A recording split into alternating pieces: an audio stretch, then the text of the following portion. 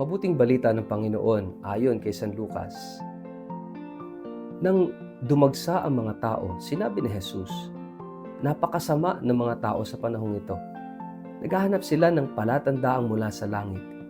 Subalit walang palatandaang ipapakita sa kanila maliban sa nangyari kay Jonas. Kung paanong si Jonas ay naging isang palatandaan sa mga taga-Ninive, gayon din naman ang anak ng tao ay magiging isang palatandaan sa lahing ito. Sa araw ng paghuhukom, sasaksi ang reyna ng Sheba laban sa lahing ito, sapagkat naglakbay siya mula pa sa dulo ng daigdig upang mapakinggan ang karunungan ni Solomon. Ngunit ang naririto ngayon ay higit na dakila kaysa kay Solomon. Sa araw ng paghuhukom, sasaksi ang mga taga-Ninive laban sa lahing ito, sapagkat nagsisi sila dahil sa pangangaral ni Jonas.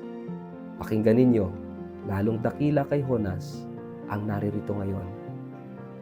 Ang mabuting balita ng Panginoon. Word of the day, hear what God has to say. Mapagpalang araw po sa inyong lahat. Kumusta po kayo? Ang ating word of the day ay repentance. Sa unang linggo ng Kwaresma, binibigyan tayo ng ating ebanghelyo ng isang malakas na paalala. Habang dumarami ang mga tao sa paligid ni Jesus, sinabi niya, ang lahing ito'y masama. Naghahanap sila ng tanda, ngunit walang tandang ibibigay sa kanila, kundi ang tanda ni Jonas. At sa mga salitang ito, isang salita ang bumabalot sa buong mensahe, pagsisisi. Ang mga tao noon ay naghahanap ng tanda. Isang himalang magpapatunay na si Jesus nga ang sinugo ng Diyos. Ngunit sa mas malalim na antas, hindi tanda ang kulang, bukas na puso ang kulang. Hindi kakulangan ng ebidensya ang problema, kundi kakulangan ng pagsisisi. Ang tanda ni Jonas ay tanda ng pagbabalik loob. Si Jonas ay nangaral sa Ninive at ang mga taga-Ninive nagsisi. Hindi sila nakakita ng apoy mula sa langit. Hindi sila nakasaksi ng malalaking himala. Narinig lamang nila ang babala at nagbago sila. Ibig sabihin, sapat na ang salita upang magbago. Ang puso, kung ito'y handang makinig. Sa ating panahon, tila ganoon din tayo. Minsan, hinihintay natin ang malalaking pangyayari bago tayo magbago. Kapag may nangyaring milagro, saka tayo maniniwala. Kapag may malaking problema, saka tayo lalapit sa Diyos. Ngunit ang Kwaresma ay hindi tungkol sa paghihintay ng tanda, ito'y tungkol sa agarang pagsisisi. Ngayon, dito, sa simpleng tawag ng Diyos sa ating budhi. Ang tao ay may kakayahang umiwas sa katotohanan. Alam nating may mali, ngunit ipinagpapaliban natin ang pagbabago. Alam nating may dapat ayusin, ngunit naghahanap tayo ng dahilan upang hindi kumilos. Ang paghahanap ng tanda ay maaaring maging paraan ng pag-iwas. Kapag may malinaw at dramatikong senyales, saka tayo kikilos. Ngunit ang Diyos ay madalas magsalita sa tahimik na paraan. Sa ating konsensya, sa salita, sa mga pangyayari ng araw-araw. Sinabi ni Jesus na ang reyna ng timog ay darating upang hatulan ang henerasyong ito. Sapagkat naglakbay siya upang pakinggan ang karunungan ni Solomon. At narito, mas dakila kaysa kay Solomon. Ang mga taga-Ninive ay nagsisi sa pangangaral ni Jonas, at narito, mas dakila kaysa Jonas. Ang punto ni Jesus ay malinaw. Narito na ang Diyos. Narito na ang pagkakataon. Huwag na maghintay pa. Mga kapatid, ang Kwaresma ay panahon ng pagsisisi. Ngunit ang pagsisisi ay hindi simpleng pagdadalamhati sa kasalanan. Ito'y metanoia, pagbabago ng isip at puso. Ito'y pagtalikod sa dating landas at pagpili ng bago. Ito'y hindi lamang emosyon, ito ay desisyon. Minsan iniisip natin na ang pagsisisi ay para lamang sa malalaking mga kasalanan. Ngunit ang totoo, ang puso ay maaring unti-unting tumigas sa maliliit na kompromiso.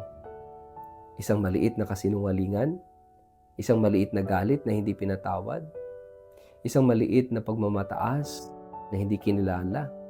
At sa paglipas ng panahon, ang mga maliliit na ito ay nagiging pader sa pagitan natin at ng Diyos. Ang pagsisisi ay pagbabasag ng pader na iyon. Ito'y pag-amin na hindi tayo perpekto. Ito'y pagbabalik sa Ama na laging handang magpatawad. Sa pastoral na pananaw, ang Kwaresma ay hindi panahon ng takot, kundi ng pag-asa.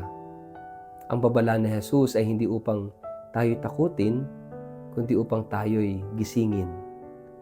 Ang tanda ni Jonas ay tanda ng pagkakataon. 40 araw upang magbago. Sa ating Kwaresma, may 40 araw din tayo upang suriin ang ating buhay. Ano ang kailangan kong pagsisihan? Hindi upang manatili sa guilt, kundi upang makalaya doon. Sapagkat ang tunay na pagsisisi ay nagbubunga ng kapayapaan. Kapag tinanggap natin ang ating kahinaan at ibinigay ito sa Diyos, doon nagsisimula ang tunay na kalayaan. Hindi tayo kailangan maghintay ng himala upang magbago. Ang himala ay ang pusong handang magsisi. Ang himala ay ang taong marunong umamin at magpatawad.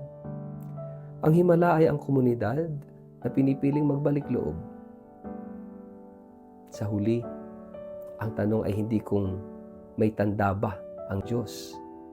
Ang tanong ay, handa ba akong tumugon? Narinig ko ba ang kanyang tinig sa simpleng paalala ng Ebanghelyo? Ang Kwaresma ay panahon ng agarang sagot.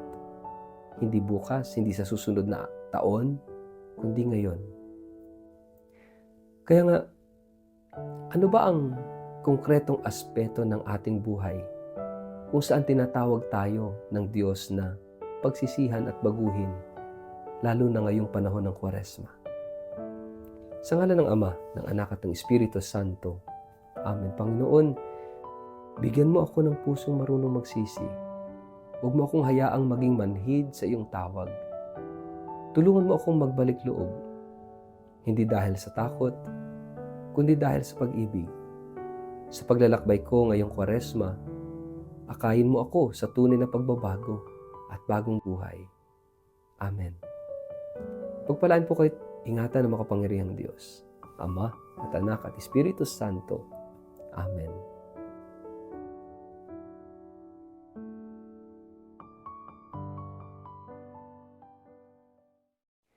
Isang paanyaya, isang paglalakbay ng pananampalataya, isang karanasang babago ng puso. Ngayong October 4 hanggang October 16, 2026, inaanyayahan namin kayo sa isang Holy Land Pilgrimage. Isang banal na paglalakbay sa Egypt, Israel, Palestine at Jordan. Samahan ninyo kami sa paglakad sa mismong lupang tinahak ni Jesus. Mula sa mga lugar ng kanyang kapanganakan, pangangaral, paghihirap, kamatayan, at muling pagkabuhay.